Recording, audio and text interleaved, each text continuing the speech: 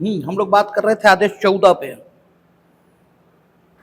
Framing of issues, विवादकों की विरचना। और विवादकों की विरचना इसलिए होना जरूरी है ताकि सम्यक विचारण संभव हो सके। दोनों पक्षों को पता रहेगा कि हमें किस विषय पर विवाद, जो साक्ष्य है वो न्यायालय के समक्ष प्रस्तुत करना है। तो बाकी बातें हुई थी। अब बात यह है कि इश्यूज की जो फ्रेमिंग है वो किस सामग्री के आधार पर की जाएगी, किन किन चीजों के आधार पर इश्यूज फ्रेम किए जाएंगे। तो बिल्कुल ठीक वैसा ही है जैसा हम लोगों ने सीआरपीसी में देखा। सीआरपीसी में फ्रेमिंग ऑफ चार्ज, इसे करने के लिए न्यायालय क्या कर रहा था? उसने कहा था मामले का अभिलेख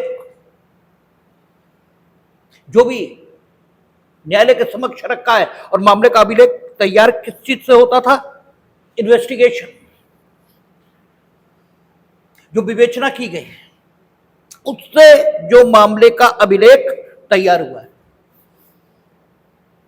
और अगर मामला कैसा है, पुलिस रिपोर्ट से अन्यथा संस्थित है, यानी परिवाद पर संस्थित है। हालांकि ये बात एकदम ठीक नहीं है, क्योंकि पुलिस रिपोर्ट से अन्यथा संस्थित, इसका मतलब ही ये है कि पुलिस रिपोर्ट से अन्यथा संस्थित, परिवाद पर संस्थित, यही इसका मतलब नहीं है। ये हम लोग आम बोलचाल में बोल देते हैं, लेकिन इसका मतलब यही नहीं होता, क्योंकि हमने आपको चर्चा की थी आपसे 190 सीआरपीसी और 210 बीएनएसएस। तो वहां अपराधों का संज्ञान ये 3 तरह से करने की बात की गई थी। ठीक है, 210 वन ए था या 190 वन ए था, कहता था कि जब ऐसा परिवाद न्यायालय को प्रस्तुत हुआ है जिसमें वर्णित तथ्यों से किसी अपराध का संगठन होता है, तो उसमें वर्णित तथ्यों से जिस अपराध का संगठन हो रहा होगा उस अपराध का संज्ञान यह न्यायालय ले सकेगा। और फिर 190 वन बी था, और आपसे प्री में इसी ढंग से पूछा जाता है कि परिवाद पर संज्ञान 190 वन ए में है या 190 वन बी में है। अब पूछा जाएगा तो 210 वन ए पूछा जाएगा, 210 वन बी पूछा जाएगा। इसलिए इस बात को विचार में बिल्कुल न लें कि इस समय सीपीसी चल रही तो साहब जो है मैं सीआरपीसी अगर हम बोल रहे हैं तो उस पर ध्यान ही नहीं देना है। हम एक भी लाइन ऐसी नहीं बोलते जो अनावश्यक हो, तो पूछा ऐसे ही जाता है। इसलिए ध्यान एक एक बात पर आप देते चलेंगे। तो कहता था 190 वन बी में कि उन तथ्यों की पुलिस रिपोर्ट ये प्राप्त हुई जिससे किसी अपराध का संगठन होता है, तो न्यायालय उस अपराध का संज्ञान ले सकेगा जिसका पुलिस रिपोर्ट से कॉन्स्टिट्यूशन होता है। और यह न्यायालय स्वतः किसी भी ढंग से यह सूचना प्राप्त हो जाने की दशा में है कि उसके द्वारा संज्ञान किए जाने योग्य कोई अपराध गठित हुआ है तो भी संज्ञान ले सकता है। इसलिए अगर आप ये कहेंगे कि पुलिस रिपोर्ट से अन्यथा का अर्थ परिवाद पर संज्ञान है तो बात गलत हो जाएगी, क्योंकि पुलिस रिपोर्ट से अन्यथा संज्ञान का अर्थ न्यायालय द्वारा स्वतः संज्ञान और परिवाद पर संज्ञान दोनों है। ठीक है, लेकिन आमतौर पर दैनिक जीवन में न्यायालय स्वतः संज्ञान लेता ही नहीं। हमने तो अपनी 26 साल की वकालत अभी तक एक बार भी नहीं देखा कि न्यायालय ने स्वतः संज्ञान किसी चीज का लिया हो। हाँ, सुना जरूर था। ठीक है, कि लखनऊ में कोई मजिस्ट्रेट महोदय थे, उन्होंने जब मुलायम सिंह यादव ने यह कहा था रेप के मामलों की लड़के हैं, गलतियां हो जाती हैं, तो संज्ञान लिया था, और वो संज्ञान लेना पूरी तरह गलत था, और बाद में बता भी दिया गया कि आपके द्वारा लिया गया संज्ञान गलत है। डिविजनल कोर्ट मांगा और बता दिया गया, क्योंकि अगर किसी ने यह कहा तो यह अनैतिक हो सकता है, भद्दा हो सकता है, ठीक है, हो सकता है आपको पसंद ना आ रहा हो, किसी को भी पसंद नहीं आएगा, लेकिन यह अपराध नहीं है, ठीक है। अपराध क्या है यह परिभाषित है, और जिसे विधायिका ने अपराध घोषित किया है, अपराध सिर्फ वही है, उसके अलावा अपराध कुछ भी नहीं है। और हमने तो कई बार चर्चा भी की है, जब अपकृत्य पर बात करेंगे तो फिर से बात करेंगे कि कृत्य की 3 श्रेणियां हैं। अगर आम जीवन के पॉइंट ऑफ व्यू से आप देखेंगे तो कृत्यों की एक श्रेणी ऐसी है जो अगर आप करेंगे तो आप पिटेंगे, यानी कृत्यों की वो श्रेणी इतनी गलत है कि आपको क्षमा नहीं किया जा सकता, या यूं कहें आपको फिजिकल दंड ये देना जरूरी लगता है ताकि आपको एक सबक मिले, आपके शरीर को थोड़ा कष्ट हो और आप उस ढंग की गतिविधि से आगे आने वाले समय में दूरी बना के रखें। जब सामाजिक जीवन में कोई इस प्रकार के कृत्य करता है तो सामाजिक जीवन के विनियमन हेतु राज्य की जो जिम्मेदारी है उसके अंतर्गत राज्य अपने अंग विधायिका के माध्यम से सामाजिक जीवन की उस गतिविधि के लिए फिजिकल दंड यह निर्धारित करता है और कहता है कि जो कोई इस ढंग का काम करेगा उसे हम फिजिकल दंड देंगे, हम उसे इतने वर्ष के लिए जेल में बंद कर देंगे। यानी विधायिका कुछ कामों को इतना गलत मान लेती है कि उनके करने पर आपके पारिवारिक जीवन के समान शारीरिक दंड की व्यवस्था यह की जाती है, या सांपत्तिक दंड की व्यवस्था यह की जाती है। इसके अलावा कुछ काम ऐसे हैं जिन्हें करने की दशा में आप दूसरे का जितना नुकसान करेंगे, ठीक है, दूसरे का जितना नुकसान करेंगे उतना नुकसान, ठीक है, भरपाई के तौर पर, यानी अगर कानून की भाषा में कहें तो प्रतिकर के तौर पर आपको दूसरे को देना होगा, या हम मना कर देंगे कि आगे से अगर आपने ये काम किया तो फिर हम आपसे इस ढंग से निपटेंगे, ठीक है ना। और जब इस ढंग के कामों को न करने के लिए विधायिका आदेशित करती है तो इन कामों को करना दीवानी दोष गठित करता है, यह कहा जाता है, ठीक है ना। जैसे संविदा का भंग आप करेंगे तो विधायिका कहती है प्रतिकर दिलाएंगे, आप किसी की मानहानि करेंगे, विधायिका कहती कि हम प्रतिकर तो दिलाएंगे ही, साथ में हम आगे आप दूसरे की मानहानि नहीं करोगे इस ढंग का व्यादेश यह भी जारी करेंगे। यानी कुल मिलाकर बात यह है कि कामों की एक अन्य श्रेणी ऐसी है जो किए जाने की दशा में विधायिका आपको भौतिक दंड तो नहीं देती है, किंतु दूसरे का जो नुकसान आपने किया है उस नुकसान की भरपाई ये आपसे कराती है, और कामों की इन श्रेणियों को कानून की दुनिया में दीवानी दोष इस नाम से जाना जाता है।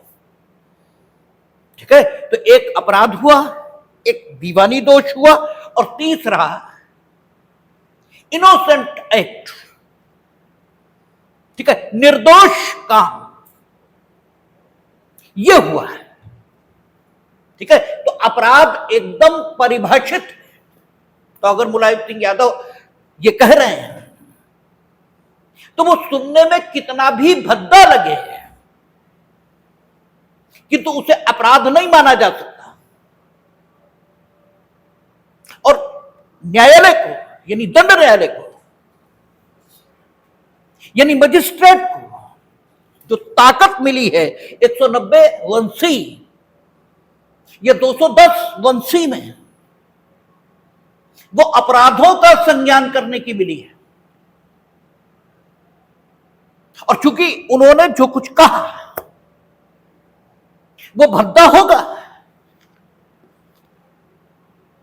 तो भद्दे के लिए अन्य प्रकार के अनुतोष ये समाज में प्रचलित है, उनकी निंदा होगी, उन्हें लोग अच्छा नहीं कहेंगे। लेकिन भौतिक दंड ये उन्हें नहीं दिया जा सकता, क्योंकि भौतिक दंड किस काम को करने के लिए दिया जाएगा ये विधायिका ही तय करती है, और जिन कामों को करने के लिए वो भौतिक दंड देना निश्चित कर देते हैं उन्हीं को अपराध कहा जाता है। इसलिए अपराध हर चीज नहीं है। जैसे फेसबुक ये आप देखेंगे विभिन्न पोस्टों पर उन्होंने ये कर दिया, उन्हें दंड मिलना चाहिए। दंड केवल उसी काम के लिए मिल सकता है जिसे ऑलरेडी अपराध घोषित किया गया है। तो कुल मिलाकर जो पुलिस रिपोर्ट से अन्यथा संस्थित मामले होते थे, वो चाहे परिवार पर संस्थित हो और चाहे स्वतः संज्ञान के माध्यम से इंस्टीट्यूटेड हो, कुछ भी हो, अगर सत्र न्यायालय के समक्ष विचारण शुरू होना है तो मामले के अभिलेख, ठीक है, मामले के अभिलेख की परीक्षा, अगर वारंट ट्रायल वगैरह है यानी मजिस्ट्रेट के समक्ष मामला विचारित होना है, तो वहां भी पुलिस रिपोर्ट से अन्यथा संस्थित मामलों में प्रक्रिया क्या चलेगी वो 244 सीआरपीसी में दिया गया था। तो मामले के अभिलेख जो भी न्यायालय के समक्ष, ठीक है, उन पर विचार करने के पश्चात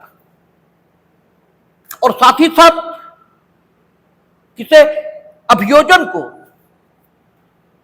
और बचाव पक्ष को अवसर देने के पश्चात न्यायालय आरोप की विरचना करता था। और आरोप की विरचना से फायदा यह होता था कि अभियुक्त को यह पता रहता था कि उसके ऊपर किस अपराध को करने का आरोप है। क्योंकि हमने आपसे बार बार कहा कि अपराधों के तौर पर भी जो काम आप करते हो वो काम स्वयं में अपराध नहीं होता, ठीक है ना। उसे जब आप विशेष प्रकार की मानसिक दशा में और विशेष प्रकार की परिस्थितियों में करते हो तभी वो अपराध बनता है, ठीक है। हत्या का उदाहरण चूंकि लोकप्रिय है इसलिए हम बार बार उसे देते हैं।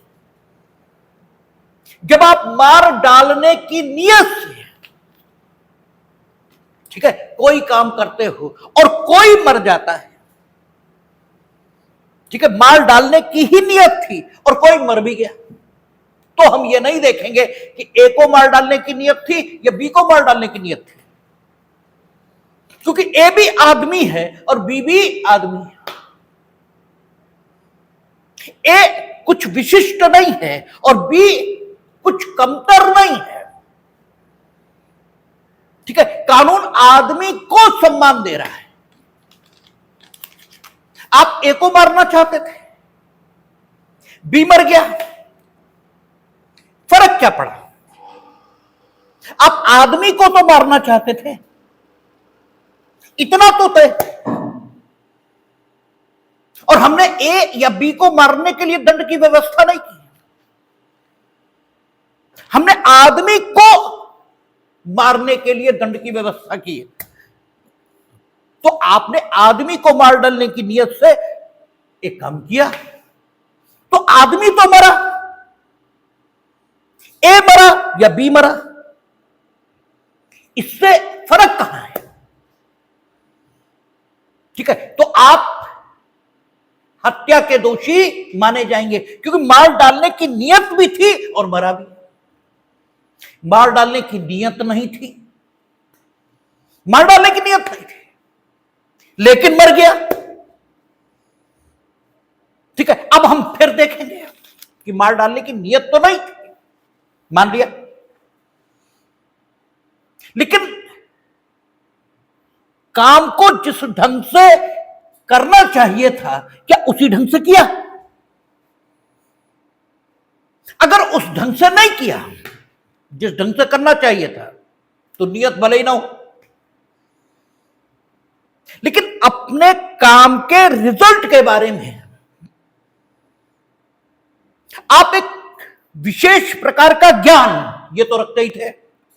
आप बिना ब्रेक की मोटरसाइकिल चला रहे थे, आप सर्कस कर रहे थे सड़क पर, मान लिया हमने, किसी को मार डालने की नियत नहीं थी, तुम तो अपनी मोटरसाइकिल चलाने की कला का प्रदर्शन कर रहे थे। ठीक है, तो वो प्रदर्शन किसी सर्कस में करना चाहिए था। ठीक है, सड़क पर क्यों कर रहे थे? मान लिया कि आपकी मार डालने की नियत नहीं थी, लेकिन आप अपने काम का स्वाभाविक परिणाम तो जानते थे कि क्या हो सकता है, इससे इनकार तो नहीं हो सकता। और आपके मन में वो जो हो सकता था वो नहीं होगा, ऐसा एक निरर्थक और निराधार विश्वास बना हुआ था, और आप वो काम करते चले जा रहे थे। ठीक है, तो आप काम को उपेक्षा या लापरवाही से कर रहे थे, ये कहेंगे हम, तो हम आपको दंड तो देंगे, लेकिन उससे कम देंगे जितना तब देते जब आप मार डालने की नियत भी रखते और आदमी मरता भी। ठीक है, और ये जो कम दंड का दिया जाना है, इसकी रेशनैलिटी, इसकी तार्किकता आपको अपने आप समझ में आएगी कि एक आदमी जो मार डालने की नियत रखता है और उसने मार डाला, इसके मन की दोषिता, और एक ये जो सड़क पर सर्कस कर रहा है, इसके कार्य के परिणाम स्वरूप आदमी मर गया, इसकी दोषिता, इसका फर्क कोई भी अनुभव कर सकता है। और इसीलिए कानून दोनों के बीच अंतर कर रहा है। या फिर यह भी हो सकता है कि आप काम कर रहे थे, बिल्कुल ठीक कर रहे थे, बिल्कुल ठीक कर रहे थे, और आदमी मर गया, तो फिर क्या करें? ये दुर्घटना है, ये एक्सीडेंट है, इसके लिए किसी का कोई दायित्व तो नहीं हो सकता, आप ही के काम से मरा है। डॉक्टर है, इलाज कर रहा था, मर गया। ठीक है, सबको बचा तो नहीं लेंगे, बिल्कुल ठीक इलाज कर रहा था, मर गया। ठीक है, क्या करें? होता है। कुछ आप बिल्कुल ठीक कर रहे थे, आप बिल्कुल आराम आराम जा रहे थे, एक बच्चा अकस्मात बंदर आया, गिरा नीचे। ठीक है, आप गाड़ी लेकर जा रहे थे, तेज चलना अपराध नहीं है। ठीक है, स्पीड से चलना यह अपराध नहीं है। गंगा एक्सप्रेसवे पे बहुत स्पीड रहेगी, तो स्पीड से चलना अपराध नहीं है, लापरवाही से चलना यह अपराध है। ठीक है, आप जा रहे थे, अकस्मात बच्चा नीचे आ गया, आपकी कोई गलती नहीं, ये दुर्घटना है। ठीक है, तो जो करता है, वो जो कुछ कर रहा है, सिर्फ करने के कारण वो अपराध नहीं हो जाता, तो जब आरोप की विरचना होगी, ठीक है, आरोप की विरचना होगी तो अभियुक्त पर आरोप होगा कि आपने अमुक अपराध किया है, ठीक है। इसका मतलब अभियुक्त को यह मालूम होगा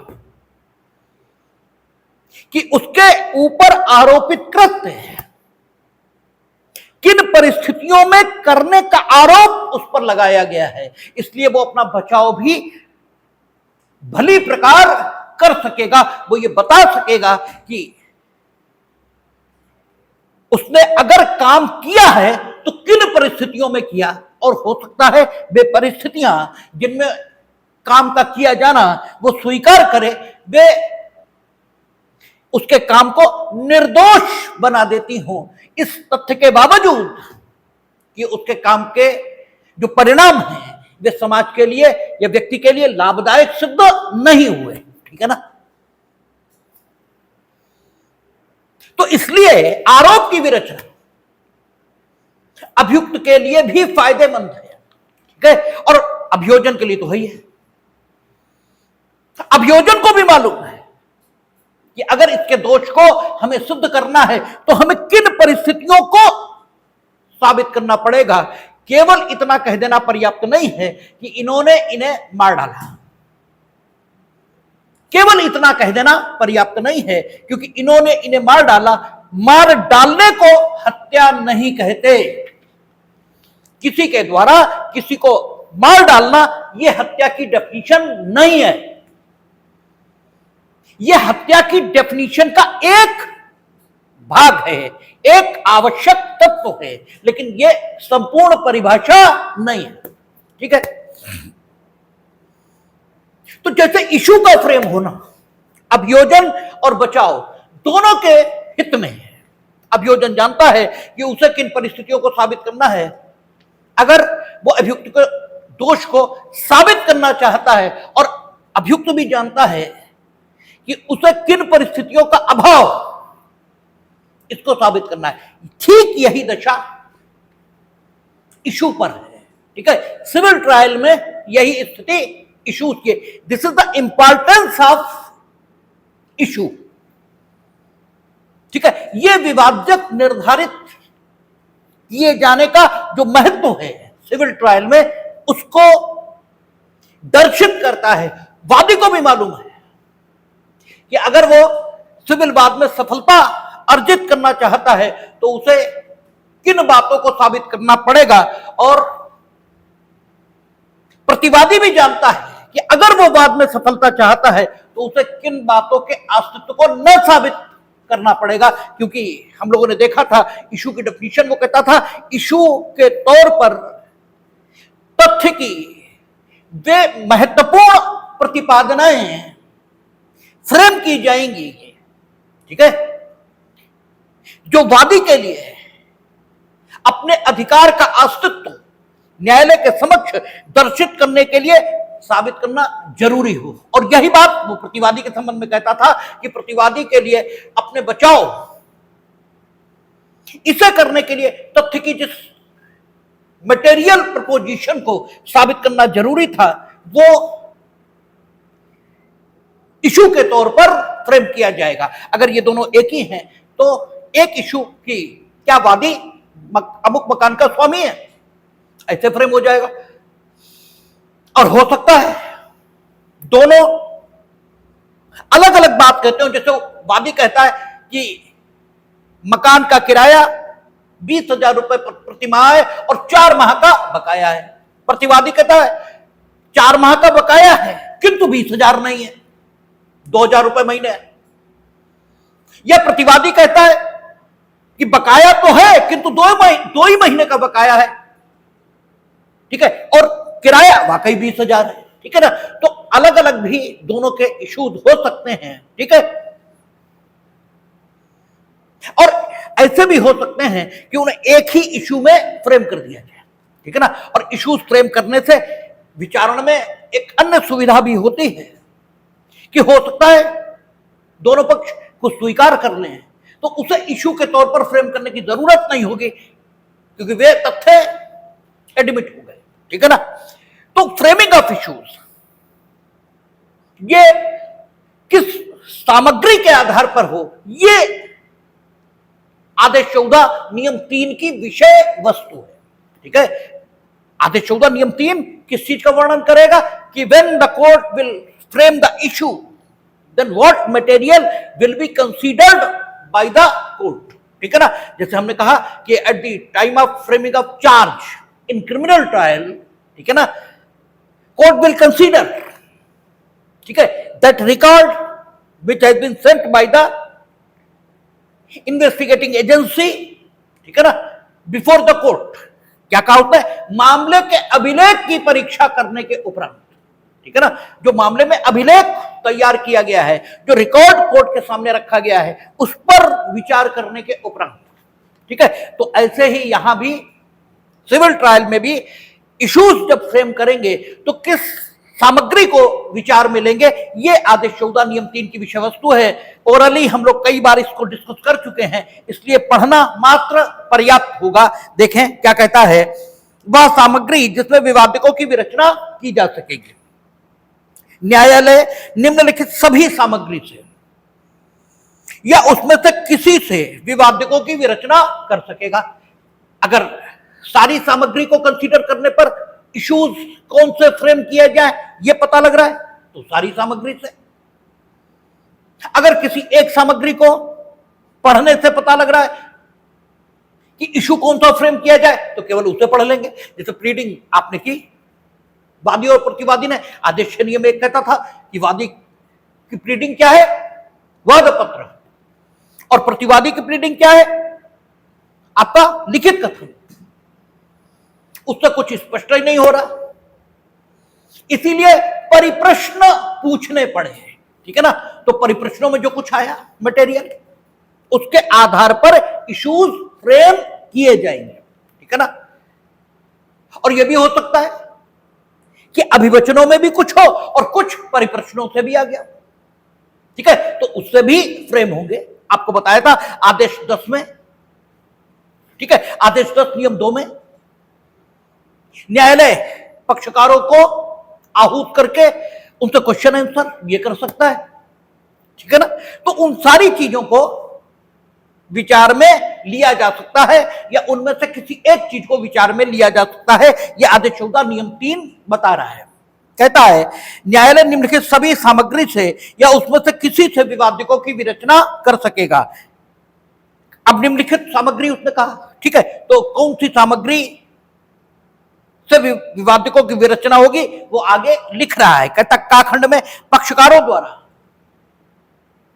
या उनकी ओर से उपस्थित किन्हीं व्यक्तियों द्वारा या ऐसे पक्षकारों के प्लीडरों द्वारा शपथ पर किए गए अभिकथन।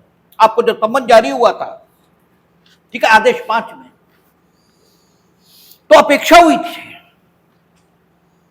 You must appear before the court, ठीक है, पर्सनली थ्रू प्लीडर। ठीक है, और अगर प्लीडर के साथ, प्लीडर के माध्यम से आप उपस्थित होते हैं तो किसी ऐसे व्यक्ति को भी भेजें जो न्यायालय द्वारा किए गए प्रश्नों के उत्तर, ठीक है, दे सके। तो अगर पक्षकार उपस्थित है तो उनकी, ठीक है, या पक्षकारों की ओर से कोई व्यक्ति उपस्थित है तो उसका, या प्लीडर, इनके द्वारा कोई एफिडेविट दे दिया गया, ठीक है ना, तो उनके आधारों पर भी क्या होगी, आरोप की, सॉरी, विवादकों की विरचना, इश्यूज की फ्रेमिंग की जा सकती है। आगे कहता है अभिवचनों या बाद में परिदत्त परिप्रश्नों के उत्तर में किए गए अभिकथन, जो कुछ प्लीडिंग में लिखा है, या आदेश 11 है उसके अंतर्गत इंट्रोगेटरीज इनके माध्यम से संकलित होकर आ गया, उसके माध्यम से भी आरोप की विरचना यह हो सकेगी। आगे कहता है दोनों पक्षकारों में से किसी के द्वारा पेश की गई दस्तावेज की अंतर्वस्तु। आपने बैनामा पेश किया, आप कहते हैं कि इस बैनामे के आधार पर हम स्वामी हैं। प्रतिवादी कहता है कि जिसने बैनामा आपके पक्ष में एग्जीक्यूट किया उसे उस संपत्ति को ट्रांसफर करने की ताकत ही नहीं थी। ठीक है, हम लोग ट्रांसफर ऑफ प्रॉपर्टी एक्ट पढ़ेंगे, वहां क्या है वो कौन सा हीमोडेट नॉन हैबिट का सिद्धांत, ठीक है। वो कहता है कि जो कुछ आपके पास है आप सिर्फ वही अंतरित कर सकते हैं, जो आपके पास है ही नहीं वो आप ट्रांसफर कैसे कर देंगे। आप पार्लियामेंट का ट्रांसफर कर दो, आपके ही पास नहीं है, ठीक है। तो प्रतिवादी कहता है ये जो विक्रय पत्र रखा है ये जिसने विक्रेता के तौर पर निष्पादित किया है उसके पास इस संपत्ति को विक्रय कर देने का कोई हक था ही नहीं, तो शून्य है विक्रय पत्र, ठीक है। तो इस दस्तावेज की अंतर वस्तु इसके आधार पर इशू फ्रेम होगा कि क्या, ठीक है, विक्रय पत्र में विक्रेता की संस्थिति में दर्शित व्यक्ति के पास बाद में अंतर्ग्रस्त संपत्ति को हस्तांतरित करने का अधिकार था। It will be the issue, ठीक है ना। और जब हम लोग भारतीय साक्ष्य अधिनियम पढ़ेंगे वहां क्या कहता है, वहां कहता है कि जो विवादक, ठीक है, उसकी जब डेफिनेशन देता है, ठीक है, तो क्या कहता है कि सिविल प्रक्रिया संहिता, ठीक है, सिविल वादों की प्रक्रिया को विनियमित करने के दृष्टिकोण से तत्समय प्रवृत्त जो विधि होगी, ठीक है, तत्समय प्रवृत्त जो विधि होगी उस विधि के उपबंधों के मुताबिक जिस विवाद्यक को स्थिर किया जाएगा उस विवाद्यक के उत्तर में जो कहा जाता है, उस विवाद्यक के उत्तर में जो कहा जाता है उसे फैक्ट इन डिस्प्यूट ये कहा जाता है सिविल ट्रायल, ठीक है ना, सिविल ट्रायल। और क्रिमिनल ट्रायल में फैक्ट इन डिस्प्यूट की डेफिनेशन देता है कि वे तथ्य जो अकेले ही या अन्य तथ्यों से संसक्त होकर किसी न किसी अधिकार, दायित्व, निर्योग्यता आदि को उत्पन्न करते हैं, उनकी प्रकृति को बदलते हैं, आदि आदि, ठीक है ना। तो ये उस समय उन्होंने कहा था एविडेंस एक्ट में। यहां आप देखेंगे उन्होंने क्या कहा कि क्या जो विक्रय पत्र प्रस्तुत किया गया है इसमें जो व्यक्ति विक्रेता की संस्थिति में दर्शित है क्या उसके पास इस वाद में विवादग्रस्त संपत्ति को हस्तांतरित करने की सामर्थ्य थी। इसके उत्तर में जो कहा जाएगा that will be fact in dispute, ठीक है, क्योंकि वादी कहेगा था, सामर्थ्य थी, और प्रतिवादी कहेगा नहीं थी, ठीक है ना। तो ये प्रश्न स्वयं में फैक्ट इन डिस्प्यूट नहीं है, ठीक है, बल्कि सिविल वादों के विचारण हेतु तत्समय प्रवृत्त जो विधि है अर्थात सीपीसी उसके उपबंधों के अंतर्गत इशू के तौर पर जो फ्रेम किया गया है, उसके उपबंधों के अंतर्गत इशू के तौर पर जो फ्रेम हुआ उसके उत्तर में जो कहा जा रहा है एक्चुअली फैक्ट इन डिस्प्यूट वही है, ठीक है ना। और यही बात एविडेंस एक्ट में है। सिविल विचारण में फैक्ट इन डिस्प्यूट क्या होता है उसे परिभाषित करते समय लिखी गई है। और इसीलिए हम कहते हैं कि कानून आपस में जुड़ा है। एविडेंस एक्ट में लिखी बात आप तब समझ सकते हैं जब सीपीसी भी पढ़ लियो, सीआरपीसी भी पढ़ लियो। सीपीसी सीआरपीसी में लिखी बात तब समझी जा सकती है जब एविडेंस एक्ट भी पढ़ लिया हो, लेकिन पढ़ा क्रमानुसार ही जा सकता है, एक साथ सब कुछ नहीं पढ़ा जा सकता। और इसीलिए ठीक से कानून पढ़ने में कम से कम 4 से 5 साल लग जाते हैं, ठीक है, ठीक से, क्योंकि एक बार सब पढ़ो फिर जोड़कर पढ़ो तब बातें समझ में आती, ठीक है ना। तो उत्तर में जो कुछ कहा जाएगा वो विवाद्यक है, ठीक है। तो वो सामग्री material on the basis of which the issue will be framed, ठीक है, बाय द कोर्ट। ठीक है, ये लिखा है कहां? आदेश 14 नियम 3, आदेश 14 नियम 4। इसकी जो प्रकृति है, इसका जो नेचर है, ठीक है, वो कैसा है? न्यायालय को सामर्थ्य देने वाला, ये इनेबलिंग नेचर का नियम है। ये कहेगा कि अगर न्यायालय को ऐसा लगता है कि विवादकों की विरचना से पूर्व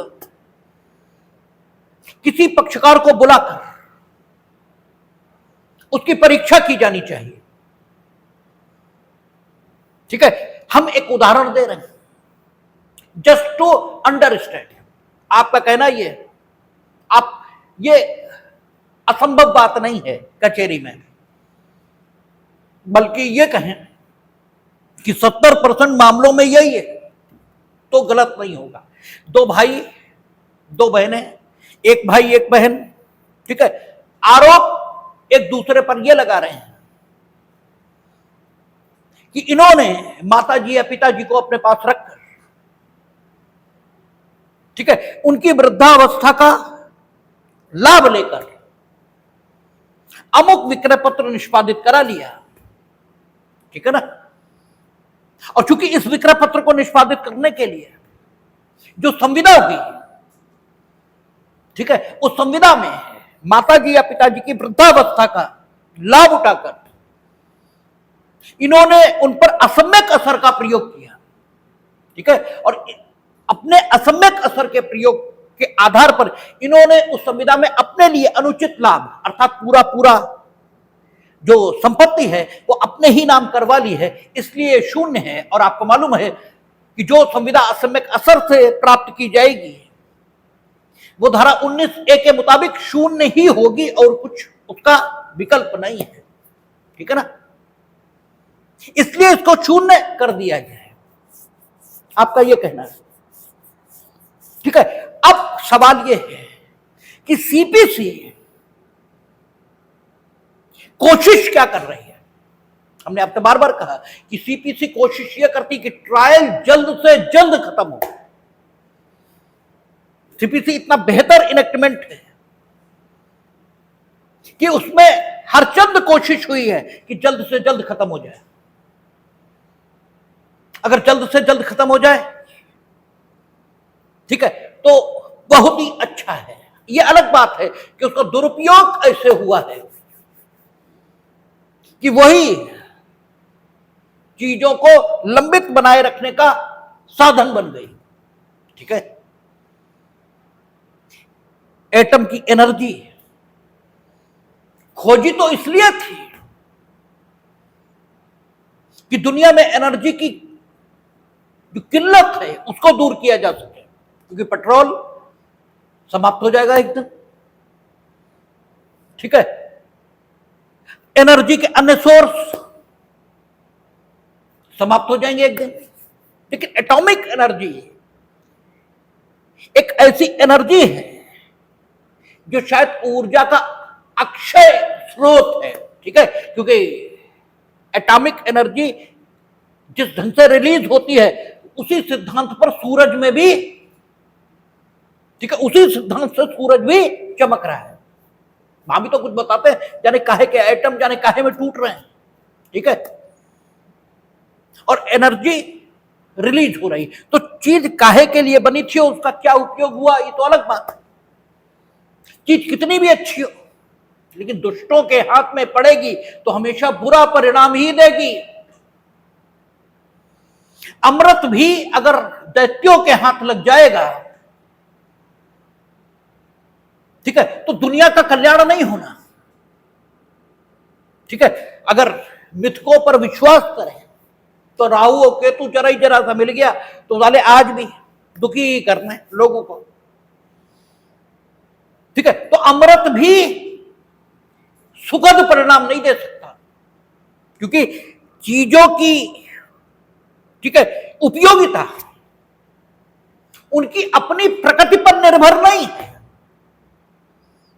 बल्कि उपयोगकर्ता पर निर्भर है। ठीक है, चीजों की जो उपयोगिता है वो उपयोगकर्ता पर निर्भर है चीजों की अपनी प्रकृति पर निर्भर नहीं है। अमृत सबके लिए कल्याणकारी नहीं हो सकता। ठीक है, तो आप देखेंगे तो सीपीसी बनी तो इसलिए, अब सीपीसी ने व्यवस्था की अगर पिताजी या माताजी आ जाए और बिफोर फ्रेमिंग ऑफ इश्यूज उनकी परीक्षा हो जाए तो हो सकता मामले का ही समाधान हो जाए। ठीक है, मामले का समाधान भले ही ना हो, ठीक है, क्योंकि वहां जो आदेश 10 में उनकी परीक्षा होगी उसके आधार पर इशू फ्रेम होगा। ठीक है, लेकिन वो एविडेंस नहीं, उसके आधार पर मामला फैसल नहीं होगा। लेकिन हम लोगों ने आदेश 10 में पढ़ा था वो अभिलेख का भाग रहेगा और जब न्यायालय निर्णय करेगा तब उसे निर्णय करते समय उसको ध्यान में ले सकता है वो। ठीक है ना, तो न्यायालय को अगर लगता है कि इशू को फ्रेम करने से पूर्व हमें पक्षकार की परीक्षा कर लेनी चाहिए, ठीक है, तो नियम 4 न्यायालय को सामर्थ्य देता है कि जिस डेट पर वो फर्स्ट हियरिंग कर रहा है, मीनिंग देयर बाय जिस डेट पर वो इशू को फ्रेम करने के लिए बैठा है, उससे 7 दिन के भीतर, उससे 7 दिन के भीतर वो उस पक्षकार को बुलाएगा जिसके स्टेटमेंट वो ऑन ओथ रिकॉर्ड करना चाहता है, just for the framing of issues. ठीक है ना, just for the framing of issues, जिसे बुलाना चाहता है वो 7 दिन के भीतर उसे बुलाकर वो उसके स्टेटमेंट रिकॉर्ड कर लेगा। अब देखिए यहां भी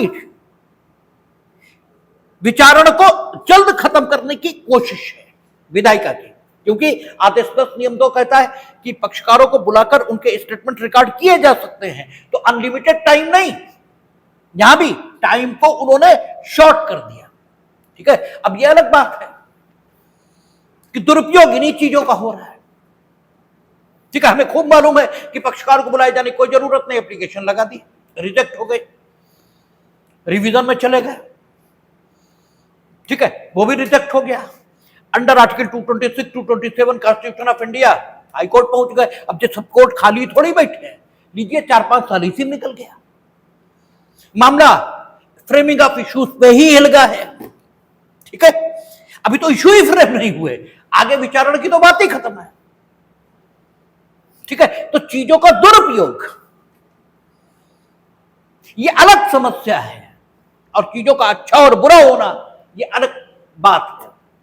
ठीक है, तो कहता है जहां न्यायालय की यह राय है, नियम 4 में कहता है जहां न्यायालय की यह राय है कि किसी ऐसे व्यक्ति की परीक्षा किए बिना जो न्यायालय के सामने नहीं है, या किसी ऐसी दस्तावेज का निरीक्षण किए बिना जो वाद में पेश नहीं की गई है, विवादिकों की ठीक ठीक विरचना नहीं की जा सकती है। ठीक है, वह विवादिकों की विरचना किसी ऐसे दिन के लिए स्थगित कर सकेगा जो 7 दिन के पश्चात का न हो, और तत्समय प्रवृत्त किसी विधि के अधीन रहते हुए सम्मन या अन्य आदेशिका द्वारा विवश करके किसी व्यक्ति की हाजिरी करा सकेगा या उस व्यक्ति द्वारा किसी दस्तावेज को पेश करा सकेगा जिसके कब्जे या शक्ति में वह दस्तावेज है। तो जो नियम 4 है उसकी जो प्रकृति हो गई, उसका जो नेचर हुआ वो कैसा हुआ, सामर्थ्यकारी है, वो कोर्ट को सामर्थ्य दे रहा है। ये इनेबलिंग प्रोविजन है कि the person who is not present before the court and the document who has not been filed by the parties, ठीक है, before the court, and the court thinks कि before framing of issues statement of that person must be recorded. ठीक है, और inspection of that document, ठीक है, must be done by the court. ठीक है, तो न्यायालय ऐसे व्यक्तियों को अपने समक्ष बुलाकर 7 दिन के भीतर जो निरीक्षण करना चाहे कर सकता है, या जो स्टेटमेंट रिकॉर्ड करना चाहे कर सकता है। तो आपका ये फिर 5 कहता विवादिकों का संशोधन और उन्हें काट देने की शक्ति, ये तो होना ही चाहिए। फ्रेमिंग ऑफ चार्ज में भी हम लोगों ने देखा था, क्योंकि आरोप गलत हो सकता है, आरोप में परिवर्तन की जरूरत ये हो सकती है, तो परिवर्तन और परिवर्धन ठीक है, 215 था गलतियों का प्रभाव, ठीक है, और 216 सीआरपीसी में परिवर्तन और परिवर्धन आरोप, ठीक है, इसको कर देने की शक्ति न्यायालय के पास थी। तो वो यहां भी आदेश 14 नियम 5 में दी गई है। कहता न्यायालय डिग्री पारित करने से पूर्व किसी भी समय, और वहां भी यही था कि निर्णय करने से पूर्व, निर्णय सुनाए जाने से पूर्व किसी भी समय, ठीक है, वहां भी वही था। मूल रूप से प्रक्रिया वो तो एक ही जैसी रहेगी, क्योंकि प्रक्रिया काहे के लिए, निष्पक्ष विचारण के लिए।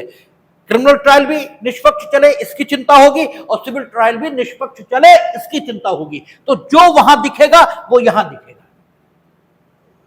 और उसी ढंग का दिखेगा जैसा वहां दिखेगा, ठीक है। इसलिए वो कहते ना, एक को मारे सब मर जाए, ठीक है। तो ये एक अगर समझ लिया जाएगा तो सब समझ में आएगा। कहता है न्यायालय डिग्री पारित करने के पूर्व किसी भी समय ऐसे निबंधनों पर जो वह ठीक समझे विवादकों में संशोधन कर सकेगा या अतिरिक्त विवादकों की विरचना कर सकेगा, और सभी ऐसे संशोधन या अतिरिक्त विवादक जो पक्षकारों के बीच विवादग्रस्त बातों के अवधारण के लिए आवश्यक हो, इस प्रकार संशोधित किए जाएंगे या विरचित किए जाएंगे।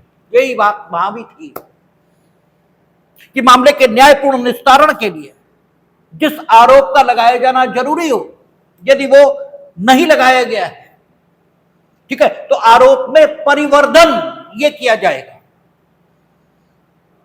और अगर उचित आरोप नहीं लगाया गया है तो परिवर्तन ये किया जाएगा, ठीक है। दोनों शक्तियां न्यायालय के पास थी, यही यहां है।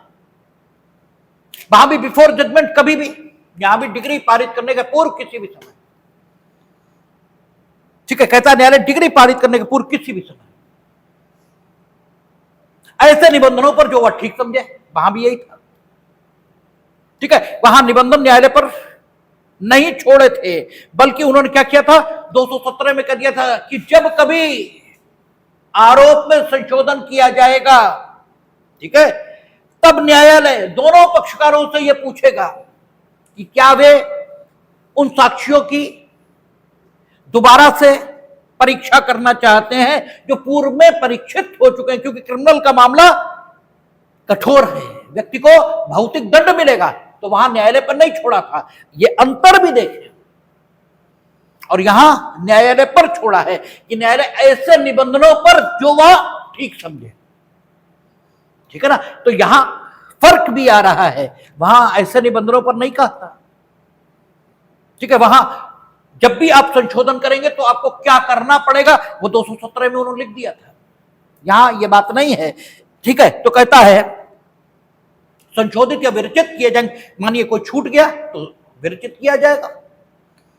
पक्षकारों ने ध्यान दिलवाया है कि भाई ये भी बनना चाहिए था विवाद, नहीं बनाया आपने, तो बनाया जाएगा, ठीक है। और अगर परिवर्तन की जरूरत, परिवर्तन कर देंगे, नहीं संशोधन कर देंगे। और आपका अपीलेट कोर्ट के समक्ष क्या होगा, जो 463 सीआरपीसी था, ये आरोप की विरचना नहीं हुई है, मामला अपीलेट कोर्ट या रिविजनल कोर्ट के समक्ष आ गया है, तो अपीलेट कोर्ट या रिविजनल कोर्ट आरोप की विरचना कर सकेगा, ठीक है। लेकिन अगर मामले का समुचित ट्रायल हुआ है तो नहीं भी करेगा, तो 463 वहां था रिविजनल कोर्ट अपीलेट कोर्ट की शक्तियां। अगर गलत आरोप पर विचारण हो गया, 463 था या 464 था, मेरा ख्याल 464 था, 463 हो या 464 हो, उनमें से एक था, ठीक है। ऐसे ही यहां भी आगे मिल जाएगा आपको। यहां फिलहाल सबसेक्शन 2 नियम सब रूल 2 में कह रहा है न्यायालय डिग्री पारित करने से पूर्व किसी भी समय किन्हीं विवादकों को काट सकेगा जिनके बारे में उसे प्रतीत होता है कि वे गलत तौर पर विरचित या पूरा स्थापित किए गए, ठीक है। तो जो अगर गलत तौर पर विरचित हो गया तो उसे काटा ही जाएगा, कोई तो दिक्कत वाली बात नहीं, ठीक है। आगे कहता है तथ्य या विधि के प्रश्न करार द्वारा विवादकों के रूप में कथित किए जा सकेंगे। यद्यपि कोई इशू है वो अभिवचनों में नहीं उठाया गया, लेकिन पक्षकार चाहते हैं कि उस बात पर, उस इशू पर न्यायालय का निर्णय आ जाए, ठीक है। तो पक्षकार परस्पर एग्रीमेंट करके न्यायालय को उस प्रश्न पर निर्णय देने के लिए सामर्थ्य ये दे सकते हैं। ठीक है, कहता है जहां वाद के पक्षकार तथ्य के या विधि के ऐसे प्रश्न के बारे में रजामंद हो गए हैं जो उनके बीच विनिश्चित किया जाना है, वहां वे उसका विवादक के रूप में कथन कर सकेंगे और लिखित रूप में यह करार कर सकेंगे कि ऐसे विवादक पर न्यायालय के सकारात्मक या नकारात्मक निष्कर्ष पर। अब देखिए, उन्होंने बताया कि कहां पर एग्रीमेंट के द्वारा न्यायालय को उन बातों को निश्चित करने की शक्ति दी जा सकती है जो अभिवचनों में आदि में नहीं उठी। ठीक है, तो मानिए दोनों पक्षकारों में विवाद इस बात पर है कि कितनी धनराशि दी जानी है। दोनों मानते हैं देनी है, लेकिन धनराशि जितनी देनी है उस पर विवाद है। ठीक है, तो वो कहते हैं कि लिखित रूप में करार।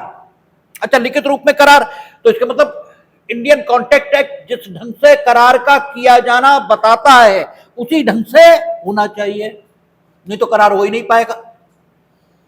भाई करार हो उसके लिए है दोनों पक्षकार वयस्क हों, उस विधि के अधीन जिसके अधीन वे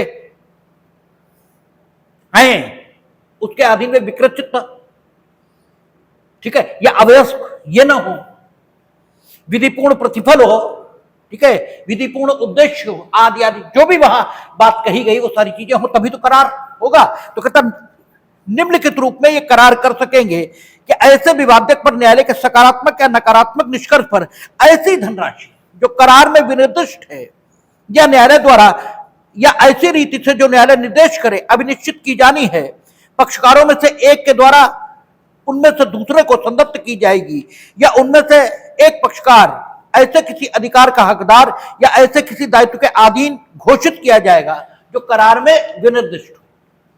ठीक है ना, एग्रीमेंट के द्वारा लिखित करार करके पक्षकार न्यायालय से कह सकते हैं कि आप अमुक अधिकार के बारे में तय कर दीजिए कि वो किसे प्राप्त रहेगा और उस अधिकार से उत्पन्न दायित्व का निर्वहन किसके द्वारा किया जाएगा, क्योंकि अगर कोई अधिकार उत्पन्न होगा तो दायित्व भी उत्पन्न होगा, क्योंकि दायित्व के अगेंस्ट ही अधिकार होता है। अगर मेरा अधिकार यह है कि आप इस दरवाजे को बंद करें तो आप पर दायित्व है कि आप इस दरवाजे को बंद करें। ठीक है ना, तो अधिकार और दायित्व परस्पर सहवर्ती हैं।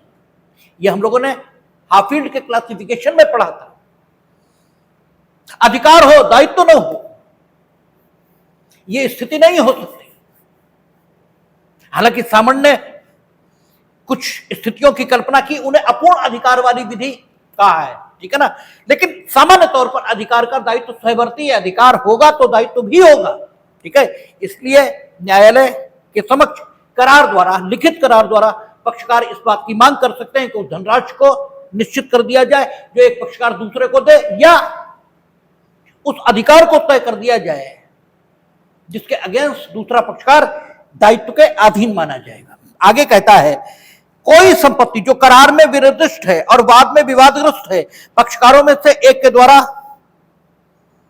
उनमें से दूसरे को या ऐसे परिदत्त की जाएगी जैसा कि वह दूसरा निर्देश करे। ठीक है, अथवा पक्षकारों में से एक या अधिक पक्षकार करार में विनिर्दिष्ट और विवादग्रस्त वाद से संबंधित कोई विशेष कार्य करेंगे या करने से विरत रहेंगे। ये बातें लिखित करार द्वारा, ठीक है, करने के लिए, निश्चित करने के लिए न्यायालय को समर्थ बनाया जा सकता है आदेश 14 नियम 6 के मुताबिक। ठीक है, और नियम 7 कहता है यदि न्यायालय का यह समाधान हो जाता है कि करार का निष्पादन सद्भाव पूर्वक हुआ था तो वह निर्णय सुना सकेगा, यानी अब आपने लिखित करार द्वारा उन बातों पर निर्णय करने के लिए न्यायालय को समर्थ बनाया। ठीक है ना, लिखित करार द्वारा। हम विशेष संदर्भ यहां पर लेंगे किसका? आदेश 36 का। ठीक है, आदेश 36 फ्रेंडली सूट यह कहलाता है। ठीक है, आप आदेश 36 पे एक नजर सिर्फ डाल लें। ठीक है, वहां कहता है आदेश 36 में विशेष मामला, ठीक है, इसमें क्या है कि न्यायालय, ये इसमें पक्षकारों के बीच झगड़ा नहीं होता, बस कुछ बातें तय कराने के लिए न्यायालय को समर्थ बना देते हैं वो। ठीक है, इसीलिए इन सूट्स को फ्रेंडली सूट कहते हैं। ठीक है, तो आदेश 14 नियम 6 का जिक्र विशेष रूप से तब करेंगे जब आदेश 36 पर बात करेंगे। ठीक है, कई बार यह होता है कि दोनों पक्ष राजी हैं, बस ये तय होना है कि कौन क्या करे। ठीक है ना, तो कौन क्या करे इसको तय करने के लिए सूट फाइल किया जा रहा है।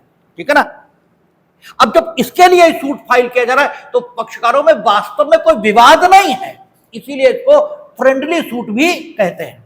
ठीक है, आदेश 36 को तो लिखित करार द्वारा कुछ बातों को करने के लिए न्यायालय को सामर्थ्य दी जा सकती है, लेकिन करार ये तो सद्भाव पूर्वक हो।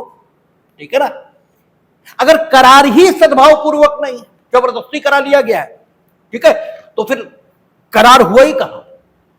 इसीलिए आदेश 14 नियम 7 में उसने कहा कि जहां न्यायालय का ऐसी जांच करने के पश्चात जो वह उचित समझे, यह समाधान हो जाता है कि करार पक्षकारों द्वारा सम्यक रूप से निष्पादित किया गया था। सम्यक रूप से यानी करार जैसे निष्पादित किया जाना चाहिए वैसे ही निष्पादित किया गया था। और करार कैसे निष्पादित किया जाना चाहिए ये भारतीय संविदा अधिनियम बताएगा। ठीक है ना, पूर्वोक्त प्रश्न के विनिश्चय में उनका सारवान हित है, और यह भी तय करेगा, क्योंकि न्यायालय खाली नहीं बैठा, तुम्हारा हित है इतना ही नहीं, सारवान हित है। ठीक है, हित ही नहीं है, हित ऐसा भी हो सकता है कि तय हो तो ठीक और ना तय हो तो ठीक, सारवान हित है। ठीक है, आपका सारवान हित है तथा वह इस योग्य है कि उसका विचारण और विनिश्चय किया जाए। आपका सारवान हित है लेकिन इस योग्य नहीं है कि उसका विचारण और विनिश्चय किया जाए। ठीक है, यानी वो पद संबंधी या संपत्ति संबंधी मामला ही नहीं है। ठीक है, कोई अन्य कारण है जिसके कारण से उसका विचारण न्यायालय द्वारा किया जाना ठीक नहीं है। ठीक है, जाति संबंधी प्रश्न है। ठीक है, आपके सम्मान से जुड़ा हुआ प्रश्न है, तो सम्मान से संबंधित पद संबंधी प्रश्न जो है वो सिविल नेचर के हैं। अमुक मठ का मठाधीश अमुक व्यक्ति है या नहीं है, यह तय करना सिविल नेचर के सूट को जन्म दे सकता है। लेकिन अमुक अवसर पर सोने के सिंहासन पर मठाधीश को बैठने का हक है या नहीं है, इसे तय करना न्यायालय का काम नहीं। ठीक है, तो लिखित करार के द्वारा आप दोनों लोग, ठीक है, यानी जो सोने के सिंहासन पर बैठने का विरोध कर रहा हो, जो बैठना चाह रहा, दोनों लोग न्यायालय से प्रार्थना करें तो सारवान हित भी होगा। ठीक है, क्योंकि उससे आपकी चमक दमक बढ़ेगी। ठीक है ना, दोनों लोग राजी भी होंगे। ठीक है, लेकिन इसका विनिश्चय करना न्यायालय द्वारा उचित ही नहीं है, क्योंकि सिविल नेचर का मामला ही नहीं है। ठीक है ना, तो कहता वह इस योग्य है कि उसका विचारण और विनिश्चय किया जाए। वह उस विवाद को अभिलिखित करने के और उसका विचारण करने के लिए अग्रसर होगा और उस पर अपने निष्कर्ष या विनिश्चय का उसी रीति से कथन करेगा मानो उस विवादक की विरचना न्यायालय द्वारा की गई। यानी ये विवादक इशू वास्तव में न्यायालय ने तो फ्रेम किया नहीं, ये तो आप लोग करार करके उसके समक्ष लाए हैं।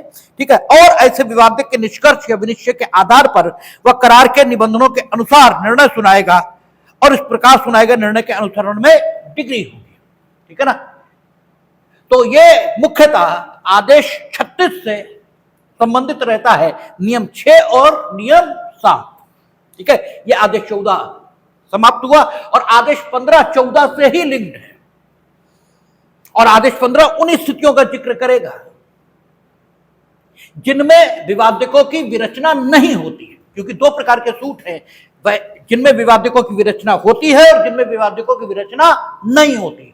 तो विवादकों की विरचना जिनमें होती है उनमें first hearing, date of issue framing of issues मानी जाएगी, और जिन मामलों में विवादकों की विरचना नहीं होती, जो मुख्यतः आदेश 37 से संबंधित है। ठीक है, आदेश 15 मुख्यतः किससे संबंधित है? आदेश 37 से, जहां प्रक्रिया संक्षिप्त रहेगी, ठीक है, उनके बारे में उल्लेख करेगा। इस पर बात कल करेंगे, देखें।